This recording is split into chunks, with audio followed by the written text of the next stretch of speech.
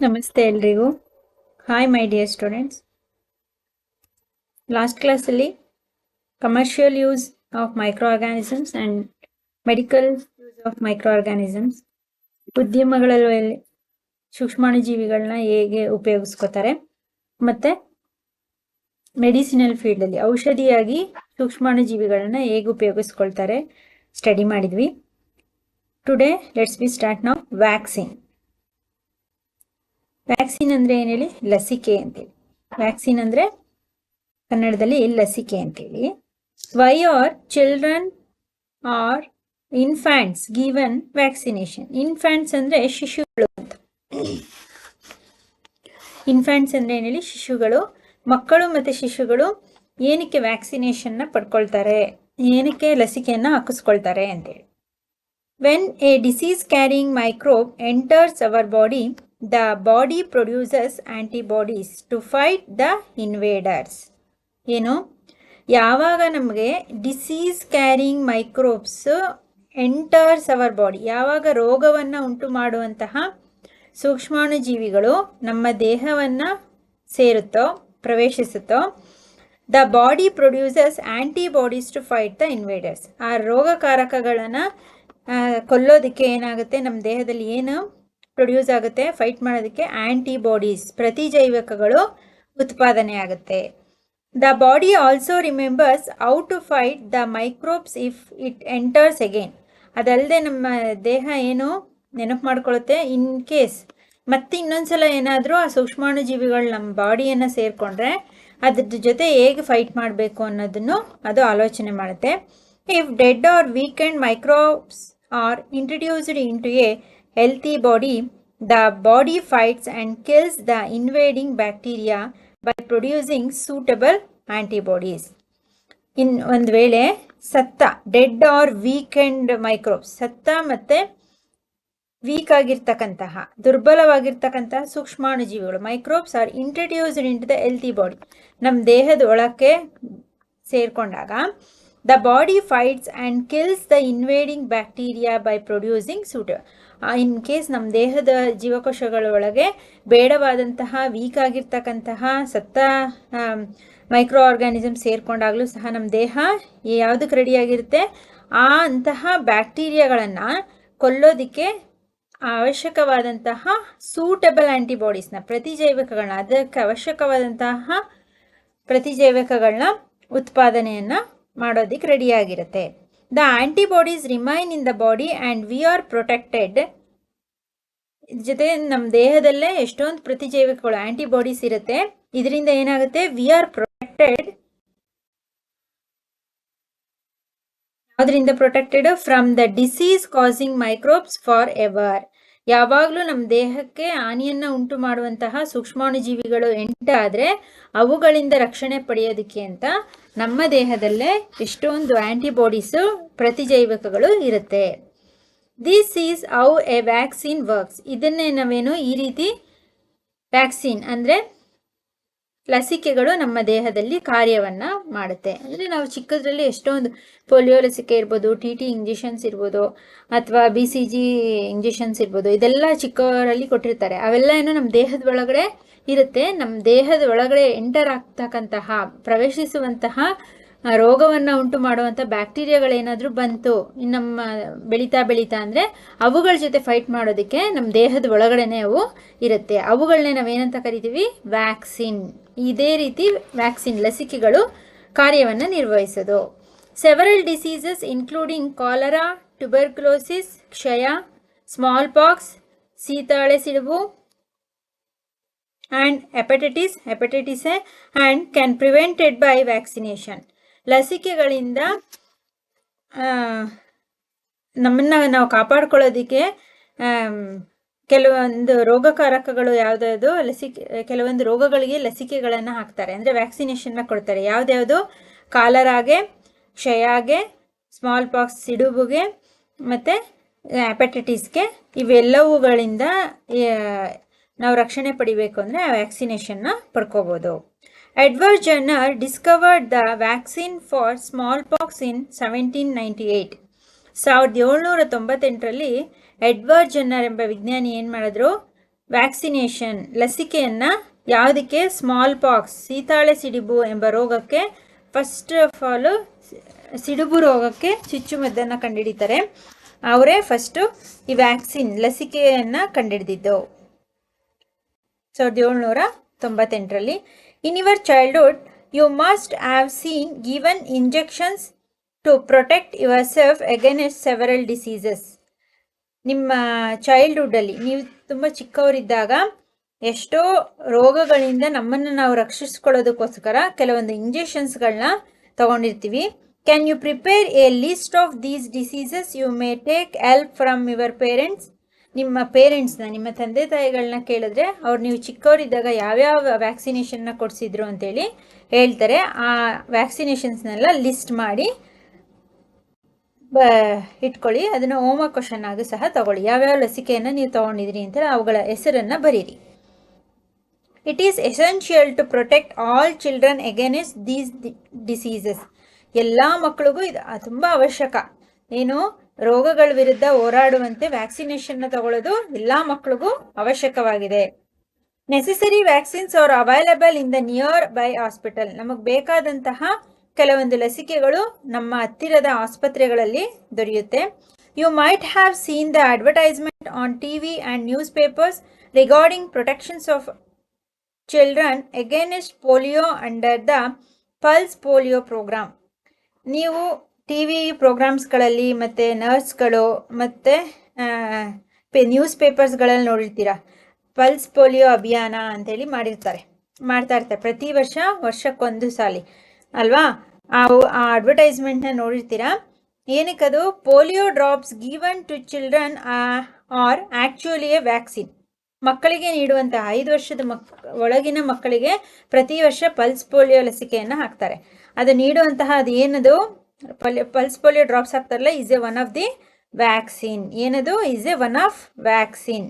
ಮಕ್ಕಳ ಅಂಗವಿಕಲರಾಗಬಾರ್ದು, ಅವರ ಕೈಕಾಲುಗಳಲ್ಲಿ ಶಕ್ತಿ ಇರಬೇಕು ಅಂದರೆ ಈ ಒಂದು ಲಸಿಕೆಯನ್ನು ಪ್ರತಿ ಮಕ್ಕಳಿಗೂ 5 ವರ್ಷದವರೆಗೂ ಹಾಕ್ತಾರೆ.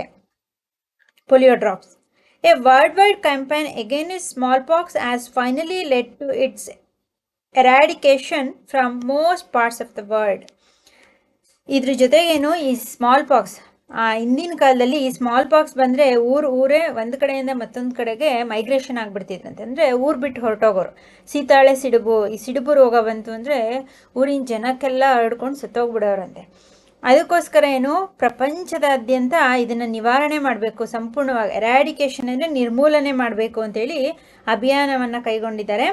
ಅದರ ಫಲವಾಗಿಯೂ ಪ್ರಪಂಚದ ತುಂಬ ಸ್ಥಳಗಳಲ್ಲಿ ಇದನ್ನು ಸಂಪೂರ್ಣವಾಗಿ ನಿವಾರಣೆ ಮಾಡಿದ್ದಾರೆ. These days vaccines are made on a large scale from microorganisms to protect humans and animals from several diseases. ಅದ್ರ ಜೊತೆಗೇನು ಇತ್ತೀಚಿನ ದಿನಗಳಲ್ಲಿ ಈ ಮೈಕ್ರೋ ಆರ್ಗಾನಿಸಮ್ಸ್ಗಳನ್ನ, ಸೂಕ್ಷ್ಮಾಣು ಜೀವಿಗಳನ್ನ ಬಳಸ್ಕೊಂಡು ಮನುಷ್ಯರಿಗೆ, ಹ್ಯೂಮನ್ಸ್ ಆ್ಯಂಡ್ ಅದರ್ ಅನಿಮಲ್ಸ್ಗೆ ಬರುವಂತಹ ಸಾವಿರಾರು ರೋಗಗಳಿಗೆ ಔಷಧಿಯನ್ನು ಕಂಡುಹಿಡಿದಿದ್ದಾರೆ. ವ್ಯಾಕ್ಸಿನ್ಸ್ ಲಸಿಕೆಯನ್ನು ತಯಾರಿಸಲಾಗಿದೆ. ಮನುಷ್ಯರಿಗೂ ಬರುತ್ತೆ, ಪ್ರಾಣಿಗಳಿಗೂ ಬರುತ್ತೆ. ಅವುಗಳಿಂದ ರಕ್ಷಣೆ ಪಡೆಯೋದಕ್ಕೆ ಮೈಕ್ರೋ ಆರ್ಗಾನಿಸಮ್ಸ್ನ ಯೂಸ್ ಮಾಡಿಕೊಂಡು ಎಷ್ಟೊಂದು ಲಸಿಕೆಗಳನ್ನು ಕಂಡುಹಿಡಿದಿದ್ದಾರೆ. Next, increasing soil fertility. ಮಣ್ಣಿನ ಫಲವತ್ತತೆಯನ್ನು ಹೇಗೆ ಹೆಚ್ಚಿಸೋದು ಅಂತೇಳಿ. ಮೈಕ್ರೋ ಆರ್ಗಾನಿಸಮ್ನ ಸಹಾಯದಿಂದ ಮಣ್ಣಿನ ಫಲವತ್ತತೆ ಹೇಗೆ ಹೆಚ್ಚುತ್ತೆ? Some bacteria are able to fix nitrogen from atmosphere to enrich the soil with nitrogen and increase its fertility. ನೀವು ಫಸ್ಟ್ ಲೆಸನಲ್ಲಿ ಓದಿದ್ದೀರಾ ಕ್ರಾಪ್ ಪ್ರೊಡಕ್ಷನ್ ಆ್ಯಂಡ್ ಮ್ಯಾನೇಜ್ಮೆಂಟಲ್ಲಿ. ಮಣ್ಣಿನಲ್ಲಿ ಕೆಲವೊಂದು ಪೋಷಕಾಂಶಗಳ ಕೊರತೆ ಆದರೆ ಅವುಗಳನ್ನು ರಸಗೊಬ್ಬರಗಳ ಮೂಲಕ ಹಾಕ್ತಾರೆ. ಇನ್ನೂ ಕೆಲವು, ಅದರಲ್ಲಿ ಎಕ್ಸಾಂಪಲು ವಾತಾವರಣದಲ್ಲಿ ರಿಚ್ ಗ್ಯಾಸ್ ಇರೋದೇ ಅದು ನೈಟ್ರೋಜನ್ನು. ಆ ವಾತಾವರಣದಲ್ಲಿರ್ತಕ್ಕಂತಹ ನೈಟ್ರೋಜನನ್ನು ಗ್ಯಾಸ್ ರೂಪದಲ್ಲಿರೋದು ಸಸ್ಯಗಳು ಡೈರೆಕ್ಟಾಗಿ ಹೀರ್ಕೊಳ್ಳೋಕ್ಕಾಗಲ್ಲ. ಅದನ್ನು ಹೀರಿಕೊಳ್ಳುವಂತಹ ನೈಟ್ರೋಜನ್ನಾಗಿ ಮಣ್ಣಿನಲ್ಲಿ ಪರಿವರ್ತಿಸೋದು ಯಾವುದು? ಮಣ್ಣಿನಲ್ಲಿ ದ್ವಿದಳ ಧಾನ್ಯದ ಸಸ್ಯದ ಬೇರುಗಳ ಗಂಟುಗಳಲ್ಲಿ ಒಂದು ಮೈಕ್ರೋಬ್ಸ್ ಇದೆ. ಯಾವುದು? ಬ್ಯಾಕ್ಟೀರಿಯಾ ರೈಸೋಬಿಯಂ ಎಂಬ ಬ್ಯಾಕ್ಟೀರಿಯಾ ಅಂತ ಕೊಡ್ತಾರೆ ನೋಡಿ. ರೈಸೋಬಿಯಂ ಎಂಬ ಬ್ಯಾಕ್ಟೀರಿಯಾ ಏನು ಮಾಡುತ್ತೆ? ಹೀರಿಕೊಳ್ಳಬಹುದಾದ ನೈಟ್ರೋಜನ್, ವಾತಾವರಣದ ನೈಟ್ರೋಜನ್ನ ಸಸ್ಯಗಳು ಹೀರಿಕೊಳ್ಳಬಹುದಾದ ನೈಟ್ರೋಜನ್ ಆಗಿ ಪರಿವರ್ತಿಸುತ್ತೆ. ಇದರಿಂದ ಏನಾಗುತ್ತೆ, the nitrogen and increase its fertility, ಮಣ್ಣಿನಲ್ಲಿ ನೈಟ್ರೋಜನ್ನ ಫಲವತ್ತತೆ ಹೆಚ್ಚಾಗುತ್ತೆ. These microbes R commonly called biological nitrogen fixation. ಅದಕ್ಕೋಸ್ಕರ ಇಂತಹ ಸೂಕ್ಷ್ಮಾಣುಜೀವಿಗಳನ್ನು ಏನಂತ ಕರೀತಾರೆ, ಜೈವಿಕ ನೈಟ್ರೋಜನ್ ಸ್ಥಿರೀಕರಣ ನಡೆಸುವ ಜೀವಿಗಳು. ನ್ಯಾಚುರಲ್ ಆಗಿ ನೈಟ್ರೋಜನ್ ಅನ್ನು ಹೀರಿಕೊಳ್ಳುವಂತೆ ಮಾಡುವಂತಹ ಜೀವಿಗಳು ಅಂತೇಳಿ, ನೈಟ್ರೋಜನ್ ಸ್ವೀಕರಿಸುವ, ಸ್ಥಿರೀಕರಣ ಅಂದರೆ ಜೀವಿಗಳು ಅಂತೇಳಿ ಇಂತಹ ಮೈಕ್ರೋಬ್ಸ್ನ ಕರೀತಾರೆ. ಅರ್ಥ ಆಯ್ತಾ? ಸಿ ನೆಕ್ಸ್ಟ್, ಯಾವುದು bacteria? C the nitrogen fixing cyanobacteria blue green algae. ಇದು ಬ್ಲೂ ಗ್ರೀನ್ ಆಲ್ಗೆ, ನೀಲಿ ಹಸಿರು ಶೈವಲ ಅಂತ ಕರೀತಾರೆ. ಇಲ್ಲಿ ನೋಡಿ ಗ್ರೀನ್ ಕಲರ್ ಇದೆ, ಇದು ಎಲ್ಲ ಬ್ಲೂ ಕಲರಲ್ಲಿರುತ್ತೆ. ನೈಟ್ರೋಜನ್ ಅನ್ನು ಸ್ವೀಕರಿಸುವ ಬ್ಯಾಕ್ಟೀರಿಯಾ ಯಾವುದು? ಬ್ಲೂ ಗ್ರೀನ್ ಆಲ್ಗೆ, ನೀಲಿ ಹಸಿರು ಶೈವಲ. ನೀಲಿ ಹಸಿರು ಶೈವಲದ ಚಿತ್ರ ಅದು. ಇದು ಮೈಕ್ರೋಸ್ಕೋಪ್ ಅಲ್ಲಿ ಇದು ಈ ತರ ಇರುತ್ತೆ. Yes. See next, cleaning the environment. ಹಾಗಾದ್ರೆ ಸೂಕ್ಷ್ಮಾಣುಜೀವಿಗಳು ಪರಿಸರವನ್ನು ಹೇಗೆ ಸ್ವಚ್ಛಗೊಳಿಸುತ್ತೆ? Boojho and Paheli had observed the school gardener making manure. Boojho ಮತ್ತೆ ಪಹೇಲಿ ಏನ್ ಮಾಡ್ತಿದ್ದಾರೆ, ಅವರ ಶಾಲೆಯಲ್ಲಿರ್ತಕ್ಕಂತಹ ತೋಟ, ಕೈತೋಟ, ಗಾರ್ಡನ್ ನಲ್ಲಿ ಮೆನ್ಯೂರ್, ರಸಗೊಬ್ಬರವನ್ನು ತಯಾರು ಮಾಡ್ಕೊಳ್ಳೋದಕ್ಕೆ ಪ್ರಿಪೇರ್ ಮಾಡ್ತಿದ್ದಾರೆ. ಹೇಗೆ? Along with their friends they collected waste of plants, vegetables and fruits from the near by houses and gardens. ಎಲ್ಲ ಬೋಜಾಯ್ ಮತ್ತು ಪಹೇಲಿ ಅವ್ರ ಫ್ರೆಂಡ್ಸ್ನೆಲ್ಲ ಕರ್ಕೊಂಡು ಅವರ ಶಾಲೆ ಸುತ್ತಮುತ್ತ ಇರ್ತಕ್ಕಂತಹ ಪಾರ್ಕ್ ಮತ್ತು ಮನೆಗಳಿಂದ ಏನೇನು ಕಲೆಕ್ಟ್ ಮಾಡಿದ್ದಾರೆ, ಬೇಡವಾದ ಸಸ್ಯ ತ್ಯಾಜ್ಯ, ತರಕಾರಿ ಸಿಪ್ಪೆ ಇರ್ಬೋದು, ವೆಜಿಟೇಬಲ್ಸ್, ಫ್ರೂಟ್ಸ್, ಹಣ್ಣಿನ ಸಿಪ್ಪೆ, ಬೇಡವಾದ ಗಿಡದ ಎಲೆಗಳು, ಉದುರಿದ ಎಲೆಗಳು, ಅವುಗಳನ್ನೆಲ್ಲ ಕಲೆಕ್ಟ್ ಮಾಡ್ಕೊಂಡಿದ್ದಾರೆ.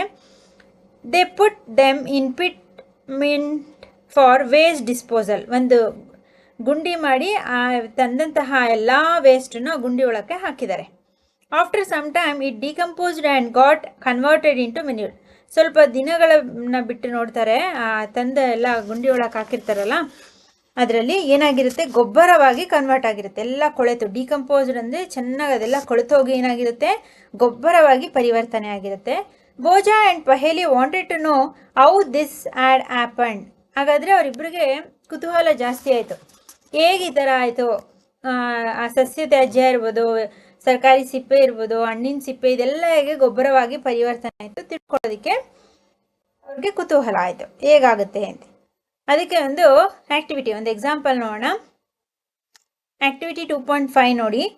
Take 2 pots and fill each pot of with soil. 2 ಮಣ್ಣಿನ ಕುಂಡಗಳನ್ನು ಅಥವಾ ಮಡಿಕೆಗಳನ್ನ ತಗೊಳ್ಳಿ, ಅದಕ್ಕೆ ಅರ್ಧದಷ್ಟು ಮಣ್ಣನ್ನು ತುಂಬಿ. Of with soil, fill each pot, ಪ್ರತಿಯೊಂದು 2 ಪಾಟ್ಗಳಿಗೆ ಅರ್ಧದಷ್ಟು ಮಣ್ಣನ್ನು ತುಂಬಿ. Mark them A and B. 2 ಪಾಟ್ಗಳಿಗೆ ಒಂದಕ್ಕೆ ಎ ಅಂತ ಮಾರ್ಕ್ ಮಾಡಿ, ಒಂದಕ್ಕೆ ಬಿ ಅಂತ ಮಾರ್ಕ್ ಮಾಡಿ. Put plant waste in pot A pot mark ಮಾಡಿರ್ತಿಲ್ಲ, ಅದಕ್ಕೆ ಸಸ್ಯದ ಒಣಗಿದ ಎಲೆಗಳು, ಹಸಿ ಎಲೆಗಳು, ಏನೇನು ಪ್ಲಾಂಟ್ ವೇಸ್ಟ್ ಇರುತ್ತೆ, ಸಿಪ್ಪೆ, ಹಣ್ಣಿನ ಸಿಪ್ಪೆ, ತರಕಾರಿ ಸಿಪ್ಪೆ ಎಲ್ಲವನ್ನು ತುಂಬಿ. And the things like a polythene bag, plastic covers, polythene bags ಅಂದರೆ ಎಂಟಿ ಗ್ಲಾಸಸ್, ಖಾಲಿ ಗಾಜಿನ ಬಾಟಲಿಗಳು, ಬ್ರೋಕನ್ ಪ್ಲಾಸ್ಟಿಕ್ ಟಾಯ್ಸ್, ಮುರಿದೋಗಿರ್ತಕ್ಕಂತಹ ಆಟದ ಸಾಮಾನುಗಳನ್ನು ಇನ್ ಪಾಟ್ ಬಿ, ಇನ್ನೊಂದು ಪಾಟ್ಗೆ ತುಂಬಿ. Put the pots aside, observe them 3 to 4 weeks. 1 month ಬಿಟ್ಟು, 3 ರಿಂದ 4 ವಾರ ಬಿಟ್ಟು ಆ 2 ಪಾಟ್ಗಳನ್ನ ಅಬ್ಸರ್ವ್ ಮಾಡಿ ಬಿಟ್ಬಿಡಿ. ಹಾಗೆ ಒಂದು ಕಡೆ ಇಟ್ಟು 1 ತಿಂಗಳು ಬಿಟ್ಕೊಂಡು ಬಂದು ನೋಡಿ ಅದನ್ನು. Do you find any differences in the contents of the 2 pots? 2 ಪಾಟ್ಗಳಲ್ಲಿ ಏನಾದರೂ ನಿಮಗೆ ಡಿಫ್ರೆನ್ಸ್ ಕಾಣುತ್ತಾ? If so, what is the difference? ಕಾಣಿಸಿದ್ರೆ ಯಾವ ಥರ ಅದು ಡಿಫ್ರೆನ್ಸ್ ಅಂದರೆ ಏನು ವ್ಯತ್ಯಾಸ ಕಾಣುತ್ತೆ? You will find that plant waste in pot A has been decomposed. A ಪಾಟಲ್ಲಿರುತ್ತಲ್ಲ ಸಸ್ಯ ತ್ಯಾಜ್ಯಗಳು, ಅದೆಲ್ಲ ಏನಾಗಿರುತ್ತೆ, ಕೊಳೆತು ಹೋಗಿರುತ್ತೆ, ಫುಲ್ ಡಿಕಂಪೋಸ್ಡ್ ಆಗಿಬಿಟ್ಟಿರುತ್ತೆ. How did this happen? ಹೇಗಾಯಿತು ಇದೆಲ್ಲ? The plant waste has been converted into manure by the action of microbes. ಸೂಕ್ಷ್ಮಾಣುಜೀವಿಗಳ ವರ್ತನೆಯಿಂದ ಏನಾಗಿರುತ್ತೆ, ಆ ಎಲ್ಲ ವಸ್ತುಗಳು ಚೆನ್ನಾಗಿ ಕೊಳೆತು ಗೊಬ್ಬರವಾಗಿ ಕನ್ವರ್ಟೆಡ್ ಇಂಟು ಮೆನ್ಯೂರ್ ಪರಿವರ್ತನೆ ಆಗಿರುತ್ತೆ. ಈ ರೀತಿ ಕೊಳೆತು ಗೊಬ್ಬರವಾದಂಥದ್ದು ಸಸ್ಯಗಳಿಗೆ ಏನದು ನ್ಯೂಟ್ರಿಯೆಂಟ್ಸ್, ಅದು ಪೋಷಕಾಂಶ ಆಗುತ್ತೆ. ಮತ್ತೆ ಅದನ್ನು ಪೋಷಕಾಂಶವಾಗಿ ಉಪಯೋಗಿಸ್ಬೋದು. ದ ನ್ಯೂಟ್ರಿಯೆಂಟ್ಸ್ ಅಂದರೆ ಪೋಷಕಾಂಶ. Released in the process can be used by the plants again. ಈ ರೀತಿ ಪೋಷಕಾಂಶವಾಗಿ ಉಂಟಾದಂತಹ ಸತ್ತ ಕೊಳೆತ ಸಸ್ಯದ ತ್ಯಾಜ್ಯವು ಏನಾಗುತ್ತೆ ಮತ್ತೆ ನಾವು ಪ್ಲಾಂಟ್ಗೆ ಗೊಬ್ಬರವಾಗಿ ಬಳಸ್ಬೋದು. ಅರ್ಥ ಆಯ್ತಾ? Did you notice that in part B? ಹಾಗಾದರೆ ಪಾರ್ಟ್ ಬಿಗೆ ಬರೋಣ ಈಗ. The polythene bags, empty glasses, bottles, broken toy pots did not undergo any such changes. ಹಾಗಾದರೆ ಪಾರ್ಟ್ ಬಿನಲ್ಲಿರ್ತಕ್ಕಂತಹ ಗಾಜಿನ ಬಾಟಲಿಗಳು, ಪ್ಲಾಸ್ಟಿಕ್ ಕವರ್ಸು, ಅದು ಯಾವುದೇ ರೀತಿ ಚೇಂಜ್ ಆಗಿರಲ್ಲ. The microbes could not act on them and convert them into manure. ಸೂಕ್ಷ್ಮಾಣುಜೀವಿಗಳಿಗೆ ಇವುಗಳನ್ನು ಯಾವುದೇ ರೀತಿ ಪರಿವರ್ತಿಸೋದಕ್ಕೆ, ಅವುಗಳ ಮೇಲೆ ಯಾವುದೇ ರೀತಿ ಪರಿಣಾಮವನ್ನು ಬೀರೋದಕ್ಕೆ, ಅವುಗಳನ್ನ ಗೊಬ್ಬರವಾಗಿ ಪರಿವರ್ತಿಸೋದಕ್ಕೆ ಸಾಧ್ಯ ಇಲ್ಲ. You often see large amounts of dead organic matter in the form of decaying plants and sometimes dead animals on the ground. ಕೆಲವೊಂದ್ಸಲ ನಿಮ್ಮ ಮನೆ ಹತ್ರನೋ ಸ್ಕೂಲ್ ಹತ್ರನೋ ದೊಡ್ಡ ಖಾಲಿ ಜಾಗ ಇರುತ್ತೆ, ಅದಕ್ಕೆ ಎಷ್ಟೊಂದು ಪ್ಲಾಂಟ್ ವೇಸ್ಟ್ನ ಎಸ್ತಿರ್ತಾರೆ. ಮನೆ ತರಕಾರಿ ಸಿಪ್ಪೆಗಳು, ಹಣ್ಣಿನ ಸಿಪ್ಪೆಗಳು, ಅಥವಾ ಒಂದು ಕೊಂಬೆನ ಮರದ ಕಡ್ದಿರೋದು ಎಲ್ಲ ಹಾಕ್ಬಿಟ್ಟಿರ್ತಾರೆ. ಒಂದು ಸ್ವಲ್ಪ ದಿನ ಬಿಟ್ಟು ನೋಡಿ, ಅಥವಾ ಯಾವುದೋ ಒಂದು ಪ್ರಾಣಿ ಸತ್ತೋಗಿರುತ್ತೆ, ಒಂದು ಫೀಲ್ಡ್ಗೆ ಹಾಗೆ ಎಸ್ದುಬಿಟ್ಟಿರ್ತಾರೆ. ಸ್ವಲ್ಪ ದಿನ ಬಿಟ್ಟು ನೋಡಿದ್ರೆ ಡಿಸಪಿಯರ್ ಆಗಿಬಿಟ್ಟಿರುತ್ತೆ, ಅಲ್ಲಿ ಕಾಣೋದೇ ಇಲ್ಲ. ಏನಾಗಿರುತ್ತೆ, ಅದೆಲ್ಲ ಅಲ್ಲೇ ಕೊಳೆತು ಮಣ್ಣೊಳಗೆ ಸೇರ್ಕೊಂಡ್ಬಿಟ್ಟಿರುತ್ತೆ ಅಲ್ವಾ? This is because the microorganisms decomposed dead organic waste of plants and animals. ಇದನ್ನೇ ನಾವು ಸತ್ತ ಕೊಳೆತ ಸಸ್ಯದ ಮತ್ತು ಪ್ರಾಣಿ ತ್ಯಾಜ್ಯವು ಯಾವುದರಿಂದ ವಿಘಟನೆಯಾಗಿರುತ್ತೆ, ಡಿಕಂಪೋಸ್ ಆಗಿರುತ್ತೆ ಅಂದರೆ ಕೊಳೆತೋಗಿರುತ್ತೆ. Because of the microorganism, ಸೂಕ್ಷ್ಮಾಣುಜೀವಿಗಳು ಆ ವಸ್ತುಗಳನ್ನು, ಸತ್ತ ಹೋಗಿರ್ತಕ್ಕಂತಹ ಸಸ್ಯ ತ್ಯಾಜ್ಯವನ್ನು, ಪ್ರಾಣಿ ತ್ಯಾಜ್ಯವನ್ನು ಚೆನ್ನಾಗಿ ಕೊಳೆಯಿಸಿರುತ್ತೆ. ಏನು, animals converting into a simple substances, ಗೊಬ್ಬರವಾಗಿ ಸಿಂಪಲ್ ಸಬ್ಸ್ಟೆನ್ಸ್ ಆಗಿ ಸರಳ ವಸ್ತುಗಳಾಗಿ ಪರಿವರ್ತಿಸಿರುತ್ತೆ. The substances are again used by the other plants and animals. ಈ ಗೊಬ್ಬರವನ್ನು, ಈ ಸಬ್ಸ್ಟೆನ್ಸನ್ನು ಮತ್ತೆ ಇತರ ಸಸ್ಯಗಳಲ್ಲಿ ಗೊಬ್ಬರವಾಗಿ ಬಳಸ್ಬೋದು. Thus, microorganisms can be used to degrade the harmful and smelly substances and thereby clean the environment. ಈ ರೀತಿ ಏನು ದುರ್ವಾಸನೆಯನ್ನು ತರೋದ್ರ ಮೂಲಕ ಮತ್ತು ಅದು ಚೆನ್ನಾಗಿ ರೋಗವನ್ನು ಉಂಟು ಮಾಡದೆ ಸೂಕ್ಷ್ಮಾಣುಜೀವಿಗಳು ಏನು ಮಾಡುತ್ತೆ, ಆ ವಸ್ತುಗಳನ್ನೆಲ್ಲ ಚೆನ್ನಾಗಿ ಕೊಳೆಯಿಸಿ ಗೊಬ್ಬರವನ್ನಾಗಿ ಪರಿವರ್ತಿಸೋದ್ರಿಂದ ನಮ್ಮ ಸುತ್ತಮುತ್ತಲಿನ ಪರಿಸರ ಏನಾಗುತ್ತೆ, ಸ್ವಚ್ಛವಾಗಿ ಇರುತ್ತೆ. ಅದು ಕೊಳೆತೋಗದೆ ಇದ್ದಿದ್ರೆ ರಾಶಿ ರಾಶಿ ಹಾಕಿದ ಕಸ ಹಾಗೇ ಇದ್ಬಿಟ್ಟಿದ್ದಿದ್ರೆ ಹಾಗೇ ಇದ್ಬಿಡ್ತಾ ಇತ್ತು. ಅದು ಕೊಳೆತು ಮಣ್ಣಲ್ಲಿ ಗೊಬ್ಬರ ಆಗೋದ್ರಿಂದ ಏನಾಗುತ್ತೆ, ಆ ಜಾಗನೂ ಖಾಲಿ ಆಗುತ್ತೆ. ಆ ವಸ್ತುಗಳು ಬೇಗ ಗೊಬ್ಬರವಾಗಿ ಪರಿವರ್ತನೆ ಆಗೋದ್ರಿಂದ ಕರಗುತ್ತೆ. ಆ ವಸ್ತುಗಳು ಕರಗದೇ ಇದ್ದಿದ್ರೆ ಆ ವಸ್ತುಗಳೆಲ್ಲ ಹಾಗೇ ಇರ್ತಾ ಇದ್ವು. ಇದರಿಂದ ಪರಿಸರನೂ ಸ್ವಚ್ಛ ಆಗುತ್ತೆ, ಸಸ್ಯಗಳಿಗೆ ನ್ಯೂಟ್ರಿಯೆಂಟ್ಸ್, ಪೋಷಕಾಂಶನೂ ದೊರೆಯುತ್ತೆ. ಅರ್ಥ ಆಯ್ತಾ? ಏನಾದರೂ ಡೌಟ್ಸ್ ಇದ್ದರೆ ಡಿಸ್ಕ್ರಿಪ್ಷನಲ್ಲಿ ಹಾಕಿ. ಇದಿಷ್ಟರಲ್ಲಿ ನೆಕ್ಸ್ಟ್ ಕ್ಲಾಸಲ್ಲಿ 2.4 ಹಾರ್ಮ್ಫುಲ್ ಮೈಕ್ರೋ ಆರ್ಗ್ಯಾನಿಸಮ್ಸ್, ಸೂಕ್ಷ್ಮಾಣುಜೀವಿಗಳಿಂದ ಏನೇನೆಲ್ಲ ತೊಂದರೆ ಆಗುತ್ತೆ ಅದನ್ನು ಮಾಡೋಣ. Okay my dear students, today take homework questions. What is vaccination? Vaccine ಅಂದ್ರೇನು? What is vaccine? Who discovered vaccination? ಯಾರು ಡಿಸ್ಕವರ್ಡ್ ಮಾಡಿದ ವ್ಯಾಕ್ಸಿನೇಷನ್ನ? How we increasing the soil fertility, ಮಣ್ಣಿನ ಫಲವತ್ತತೆಯನ್ನು ಹೇಗೆ ಹೆಚ್ಚಿಸೋದು. ಹಾಗೆ what are the methods used to cleaning the environment, ಯಾವ್ಯಾವ ಮೆಥಡ್ನ ಯೂಸ್ ಮಾಡ್ತೀವಿ ಪರಿಸರವನ್ನು ಸ್ವಚ್ಛಗೊಳಿಸ್ಬೇಕು ಅಂದರೆ. ಆಯ್ತಾ? ಇದಿಷ್ಟು homework questions. After the class ಕೇಳಿದ ಮೇಲೆ ಎಷ್ಟು ಮಾಡಿರ್ತೀನಿ ಅಷ್ಟನ್ನು ನಿಮ್ಮ ಟೆಕ್ಸ್ಟ್ ಬುಕ್ಕಲ್ಲಿ ಓದ್ಕೊಂಡು ಇಂಪಾರ್ಟೆಂಟ್ ವರ್ಡ್ಸ್ನ ಅಂಡರ್ಲೈನ್ ಮಾಡ್ಕೊಳ್ಳಿ. ಆಮೇಲೆ ಹೋಮ್ವರ್ಕ್ ಕ್ವಶನ್ಸ್ಗೆ ಆನ್ಸರ್ ಮಾಡಿ. ಓಕೆನಾ? ಏನಾದರೂ ಡೌಟ್ಸ್ ಇತ್ತು, ಅರ್ಥ ಆಗ್ತಿಲ್ಲ, ಅದೆಲ್ಲವನ್ನು ಡಿಸ್ಕ್ರಿಪ್ಷನಲ್ಲಿ ಹಾಕಿ. Okay my dear student, thank you.